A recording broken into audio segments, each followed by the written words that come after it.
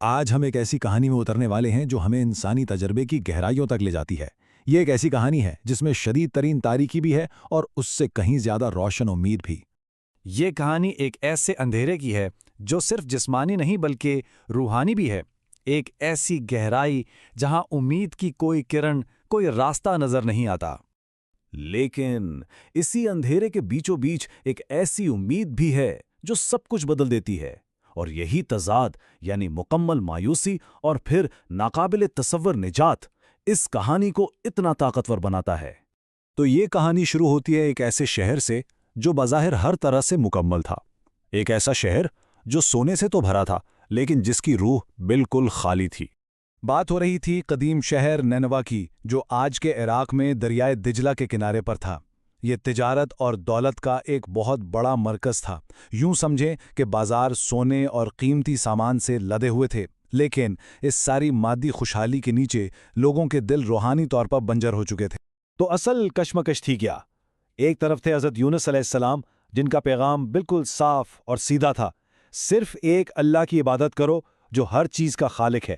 لیکن دوسری طرف لوگوں کا جواب تھا کہ نہیں، ہمارے یہ بت تو اللہ کے ہاں ہماری سفارش کرتے ہیں، یہ ہمیں اس کے قریب لے جاتے ہیں۔ وہ یہ ماننے کو تیار ہی نہیں تھے کہ یہ بت نہ کوئی فائدہ دے سکتے ہیں نہ نقصان۔ اور یہاں ایک بہت دلچسپ بات سامنے آتی ہے۔ یہ صرف عقیدے کا معاملہ نہیں تھا، بلکہ اس کے پیچھے ایک پوری معیشت تھی۔ ان کے سرداروں کے لیے بت پرستی ایک منافع بخش کاروبار تھا۔ توحید کا پیغام ان کے مالی مفادات کے لیے ایک سیدھا خطرہ تھا۔ اور 540 سونے کے سکے، یہ اس زمانے میں ایک بہت بڑی رقم تھی۔ جب سالوں کی محنت کے بعد بھی بات نہ بنی اور پیغام کو مسلسل رد کیا گیا تو کہانی ایک فیصلہ کن موڑ پر آ جاتی ہے۔ یہ وہ لمحہ ہے جب پیغمبر نے ایک بہت بڑا فیصلہ کیا۔ یہاں ایک بات سمجھنا بہت ضروری ہے، یہ کوئی بغاوت نہیں تھی، بلکہ یہ ایک انسانی رد عمل تھا، ایک مایوسی تھی۔ سالوں تک انکار سن کر آخرکار پیغمبر کا صبر جواب دے گیا۔ انہوں نے شہر تو چھوڑ دیا، لیکن اللہ کے حکم کا انتظار کیے بغیر، اور کبھی کبھی جلد بازی میں اٹھائے گئے قدموں کے نتائج بہت بھیانک ہوتے ہیں۔ تو حضرت یونس ایک کشتی میں سوار ہو گئے۔ شروع میں تو سب ٹھیک تھا، سمندر بالکل پرسکون، شیشے کی طرح صاف۔ لیکن پھر اچانک سب کچھ بدل گیا۔ آسمان کالا ہو گیا، ہوائیں چیخنے لگیں اور سمندر کی پرسکون سطح پر ایسی غضبناک لہریں اٹھنے لگیں جو کشتی کو نگل جانے کے لیے تیار تھی۔ جب کشتی ڈوبنے کے قریب پہنچ گئی تو کشتی والوں نے فیصلہ کیا کہ ضرور ہم میں سے کوئی ایک ہے جس کی وجہ سے یہ ہو رہا ہے۔ تو قرعہ ڈالا گیا۔ پہلی بار نام آیا یونس۔ لوگوں کو یقین نہیں آیا۔ دوسری بار قرعہ ڈالا گیا، پھر وہی نام۔ تیسری بار پھر یونس کا نام۔ 3 بار۔ اب یہ اتفاق نہیں ہو سکتا تھا، تقدیر اپنا فیصلہ سنا چکی تھی۔ اور پھر انہیں سمندر میں ڈال دیا گیا۔ یہاں سے کہانی اپنے سب سے نچلے، سب سے تاریک موڑ پر آ جاتی ہے۔ یہ باب ہے اندھیرے اور دعا کا۔ ذرا سوچیں تو، سمندر کی گہرائیوں میں ایک بہت بڑی مچھلی کے پیٹ کے اندر، جہاں نہ روشنی ہے، نہ آواز، نہ کوئی اپنا، مکمل اندھیرا، مکمل تنہائی، ایسی حالت میں بھلا کیا امید باقی رہتی ہے؟ لیکن اسی گہری تنہائی میں جب باہر کی دنیا سے رابطہ بالکل ختم ہو گیا، تب اندر سے ایک آواز آئی، ایک شدید احساس کہ مجھ سے جلد بازی ہو گئی، مجھے اپنے رب کے حکم کا انتظار کرنا چاہیے تھا۔ اپنی غلطی کا یہ اعتراف ہی نجات کی طرف پہلا قدم تھا۔ اور اسی احساس کے ساتھ وہ دعا نکلی جو تاریخ کا حصہ بن گئی۔ لا الہ الا انت سبحانک انی کنت من الظالمین، یعنی تیرے سوا کوئی عبادت کے لائق نہیں، تو ہر عیب سے پاک ہے، بے شک قصور میرا ہی تھا، میں ہی غلطی پر تھا۔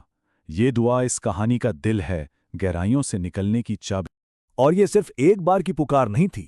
روایات کے مطابق 3 دن اور 3 راتیں وہ مسلسل یہی دعا دہراتے رہے، اپنی توبہ اور اللہ کی وحدانیت کا اقرار کرتے رہے۔ لیکن ایک منٹ، کہانی صرف یہی نہیں ہو رہی تھی۔ جس وقت حضرت یونس سمندر کی گہرائیوں میں تھے، ٹھیک اسی وقت زمین پر نینوا شہر میں ایک بالکل الگ کہانی چل رہی تھی۔ ٹھیک اسی لمحے نینوا کے لوگوں نے اپنی آنکھوں سے اپنی بربادی کے آثار دیکھے۔ انہوں نے دیکھا کہ آسمان کا رنگ بدل رہا ہے، ایک کالا خوفناک طوفان ان کی طرف بڑھ رہا ہے۔ ان کے دلوں میں وہی خوف بیٹھ گیا جسے وہ اتنے عرصے سے جھٹلا رہے تھے۔ پیغمبر کی وارننگ سچ ہو رہی تھی۔ اور پھر وہ ہوا جو کسی نے سوچا بھی نہیں تھا۔ پورا کا پورا شہر مرد، عورتیں، بچے سب ایک میدان میں جمع ہو گئے۔